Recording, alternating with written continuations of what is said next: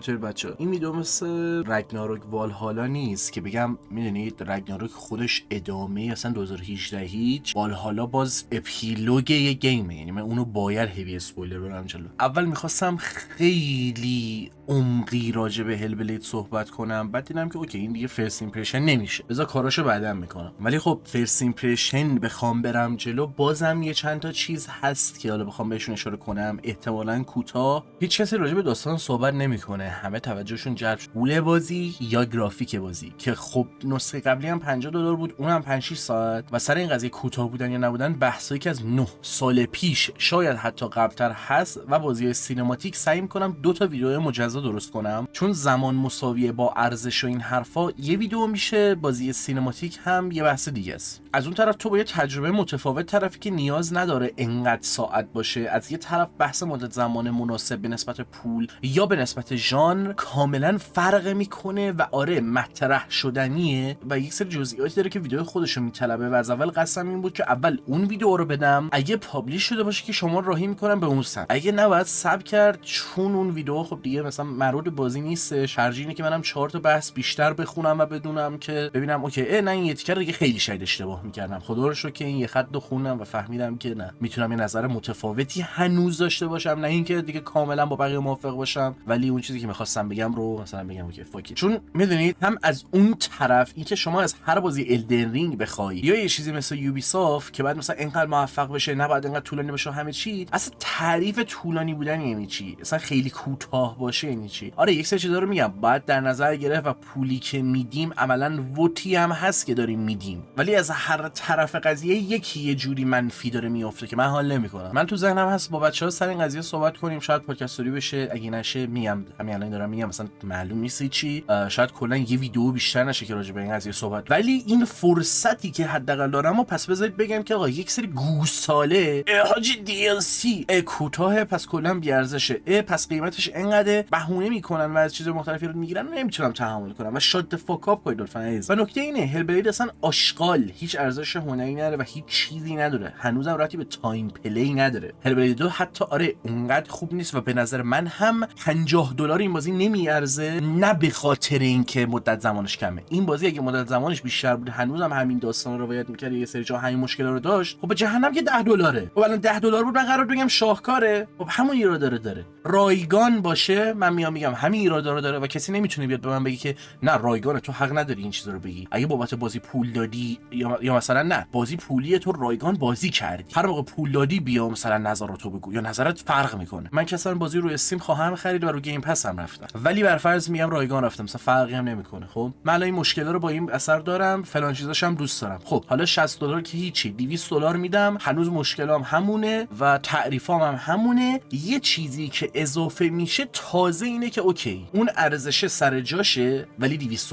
نمیارزه. یعنی میدونید یه دقت و ظرافتی میخواد. میگم یک سری جا تو ویدیو مختلف این قضیه رو مطرح کردم که یک سری آدما از یک سری موضوعهایی که مثلا خوبن یا طرف خوبی دارن استفاده میکنن و کلا مغلطه میکنن یا دیگه میزنن به اون راه، یعنی کاملا چرت و پرت میگن راجع به بازی و یه سری چیزهای مختلف که شرمنده اخلاق گل شما. یک سری چیزا رو بهونه کردن نباید این اجازه رو به شما بده که چرت و پرت بگید یا این اجازه رو به من که اثر بده اما به خاطر واکنش‌های این شکلی بگم خوبه. میدونید دو طرف قضیه باخته، یه چیزی مشخصه و سر اون تکلیف من معلومه. میگم حالا کلا بحث بازی سینماتیک هم نیست، یعنی اسپایدرمن 2 مایز مورالز که سر اونا هم درگیری‌های متفاوتی خودم هم دارم و کلا یه سری چیزا رو از بیخ زدنه دیگه واقعا بیخیال دمتون گرم بسه. و خب از این بحث رد بشیم بریم سراغ اثر صحبت کنیم، اونم یه مقدار کلی به شدت کلی. این ویدیو قرار نیست اسپویلری داشته باشه، احتمالاً امیدوارم اگه داشته باشه هم رو صفحه میزنم، پس میتونید با خیال راحت نگاه کنید. من اول سر این ویدیو اصلا می‌خواستم از فرست ایمپرشن توری درش بیارم ببرم سمت آشغال متر، یعنی می‌خواستم استوری تیلینگ بچینم برای ویدیو و کلا یه مسیر رو طی کنم که توش مثلا نومیدی باشه، چه بدونم چیزای مختلف باشه.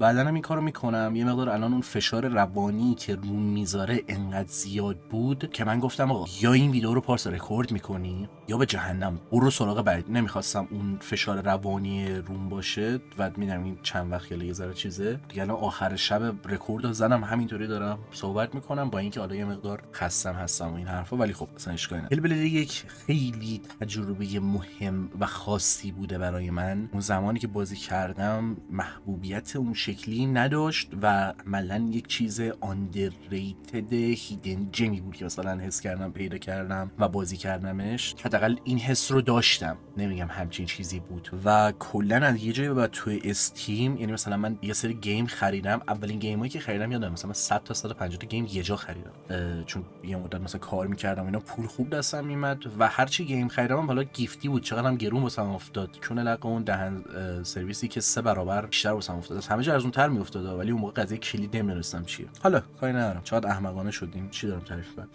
ولی پوینت قضیه اینه که مثلا سری گیم‌ها که بازی کرده بودم و من باز دوباره خریدم. مثلا روی استیم من خیلی گیم‌ها نرفتم ولی اونها رو تموم کردم. یعنی اینجوری نیستش که اینا رو نرفتی که چجوری راجبشون صحبت می‌کنه، آقا رفتم اونا. و خب در نظر بگیرید من پلی استیشن 4 هم داشتم دیگه. حالا اینا به کنار، اینو دارم میگم که بگم من هنوزم که هنوزه تو استیم برای یکی میخوام گیم گیف کنم، مثلا 3 تا آپشن مشخص دارم. یکیش هنوز هلبلید یکه، خیلی اثر عزیزیه برام، خیلی اثر مهمیه و از اون چیزایی که من میگم هر کسی باید پیشنهاد کنه، حتی اگه اون حسی که من گرفتم و نگیره، حتی اگه اون دوچارون تغییر نشه، اون فازر نگیره، تو تجربه اصلا ماست پلیه و با انتظارات، استرس و ترس خیلی زیادی من سراغ هلبلید 2 رفتم. یعنی اصلا معرفی هلبلید 2 که فراموش نمی‌کنم، چقدر خوشحال شدم. ولی این چند وقتم که اومده بود انقدر بحث مختلف زیاده که به بچه‌ام گفتم من استرس دارم. یعنی اینجوری هم که نمیدونم من قرار چه حسی از این بازی بگیرم و واقعا اصلا ناراحت کننده بشه، چون اثر عزیزیه. سراغ هلبلید 2 رفتم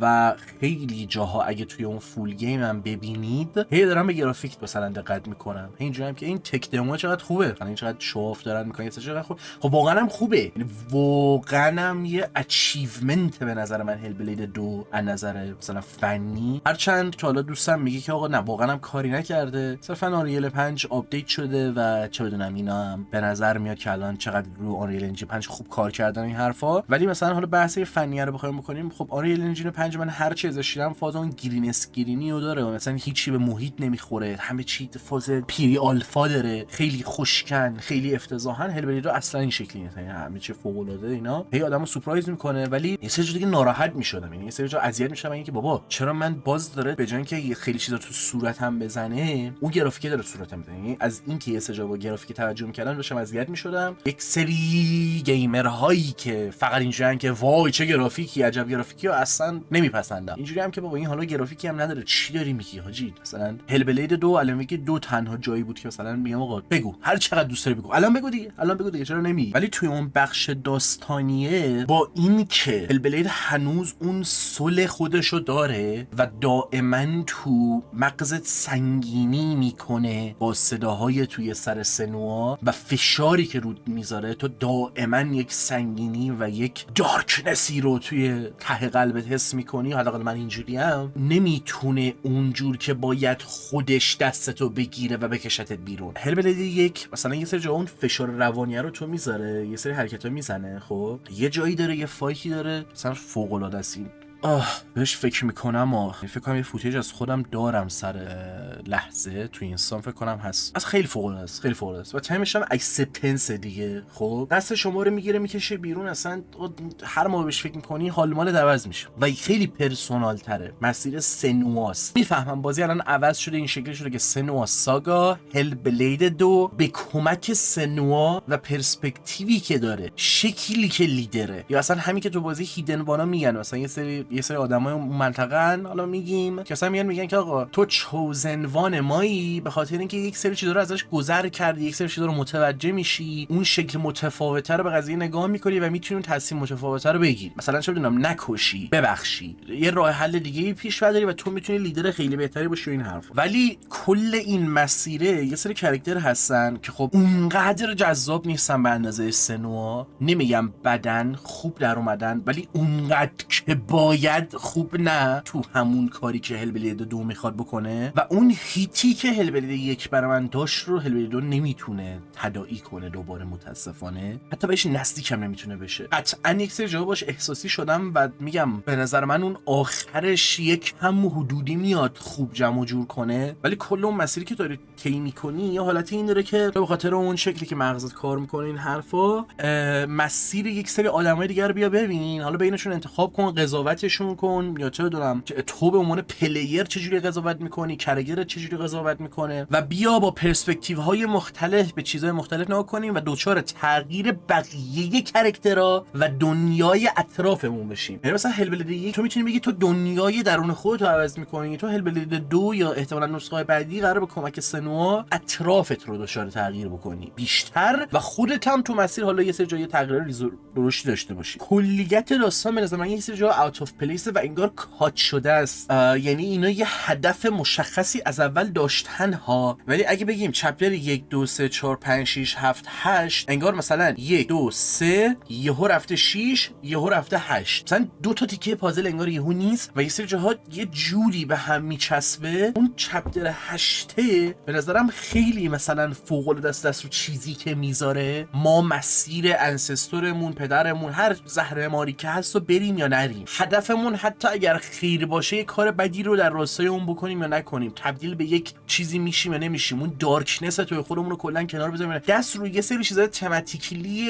خوبی میذاره که اون عمق رو هم داره و برای من جای بحث داره. هر کدوم از اونا میتونم ساعت‌ها راجبشون بحث کنم، از هلبلید کمک بگیرم، چه بدونم از اثرهای مختلفی که تجربه کردم کمک بگیرم و راجع بهشون صحبت کنم. ولی اگه بگم هلبلید 1 مثلا انقدر کافیه که فقط میتونم راجع به اون چیزی که میخوام صحبت کنم، از هلبلید 2 فقط میتونم کمک بگیرم به عنوان مثال تا راجع به اون چیزی که میخوام صحبت کنم. چی میگم؟ یعنی پس مثلا میخوام دست بزنم روی این تمی که داره نسخه 2، روی این فلسفه‌ای که دست میذاره، روی چیزی که میخواد روایت کنه، اونو به عنوان مثال مثلا میتونم نام ببرم هلبلید 2 رو، میتونم تشویقش کنم بابت کاری که میکنه، میتونم دوستش داشته باشم، میتونم دوباره سراغش برم، میتونم خوشحال باشم اینکه اوکی بازی تموم میشه، یه دونه حالت پرسپکتیو داره، نریشنت مثلا عوض میشه، تو کل اون مسیر رو دوباره میری و مثلا تورگستل واسط نریت میکنه بازی و داستان و خب یعنی یه پرسپکتیو دیگه میگیری و اون دیدت کامل میشه نسبت به قضیه. حتی برای این که بخوام این ادعا رو داشته باشم که من بازی رو کامل تجربه کردم، باید به نظرم حداقل 2 بار تمامش کنم. حالا اون بار سوم میگیم به جهنم، ولی شکلی که بازی توی اون فرمولی که خودش قرار داده یا اون روایت کلی که داره این اجازه رو نمیده که من بار دوم بخوام درجا پشت سر هم برم یا مثلا با یه فاصله کمی سراغش برم. نیاز دارم چند تا دیگه تجربه کنم، یه ذره فاصله بدم بعد برم سراغش. در صورتی که هلبلید 1 رو من چندین بار بازی کردم با اینکه اونم سینماتیکه، اونم همچین کامبت خیلی خوبی نداره. اتفاقا کامبت گراوندد سنگین و خیلی خوبه هلبلید 2 فوق العاده است به نظرم. یه دکمه بیشتر نیست ها، خب یه دکمه بیشتر نیست، خب ولی اون جوری که تو رو تو اون حس قرار میده، تو اون فضا قرار میده، یعنی به عنوان اون حالی که مثلا من در میاره، نه گیم پلی، مثلا خیلی حال میده کامبتش. خب هرچند اونم از یه جایی بعد مثلا پشت سر هم بذاره، خب قطعا تکراری میشه. یه چیز دیگه هم هست بر روش دست بذارم و اینه که کلا بازی‌های تریپل ای یه شکلی شدن، کلا محتواها دیگه انقدر زیاد شده و یک سریاشون انقدر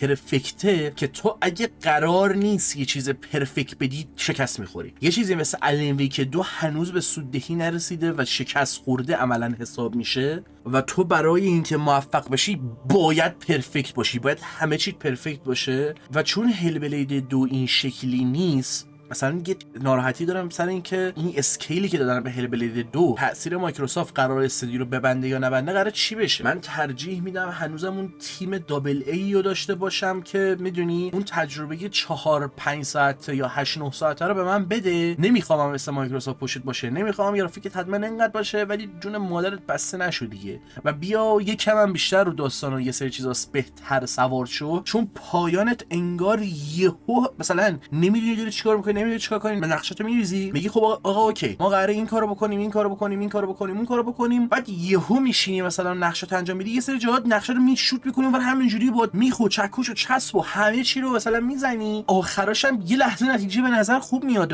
یه لحظه خیلی خوبه انگار، ولی انگار میخواد بپاچه، انگار میخواد بریزه. میگی چی میگم؟ شاید اصلا نریزه، شاید فانکشنال باشه ولی یه همچی حسی رو میده. من هلبلید 2 رو دوست داشتم، تجربه با ارزشی بود برام، حاضرم براش پول بدم، حاضرم برای بقیه حتی باز دوباره گیفت کنم. هنوزم به نظر من تجربه‌ایه که آدما باید میدونید تجربهش کنن. متفاوته، دست رو چیزی که میذاره، جوری که خودشو پرزنت میکنه، اصلا پروداکشنی که داره، شکلی که یک سری چیزا رو بهتون نمایش میده، انقدر هنریه، انقدر قشنگه، انقدر جذابه. یه دست فقط به تو تصویر نشون میده. من اشکم گرفت این چی بودم که چقدر استفاده از موزیک بجاست، چقدر خوبه، چقدر خوب ترانزیشن میزنی، چقدر خوب تو داری انقدر سینما تو دست سینما. یعنی مارتین اسکورسیزی اینو میدید میگفت دست سینما، تو می دست سینما. هلبلیدر رو دوست دارم، میگم دوست دارم، به ایراداش نمیتونم چشم ببندم. یه ویدیو هیوی اسپویلر براش میدم و اتفاقا به کمک هلبلیدر 2 دست رو موضوعهای مختلف میذارم و چیزهای مختلف رو راجع بهشون صحبت میکنم. ولی در نهایت با اینکه یه تجربه فوق‌العاده‌ای بود از این نظر که چقدر خوب منو تو توی اون فضای قرار میدی، چقدر اصلا اون حس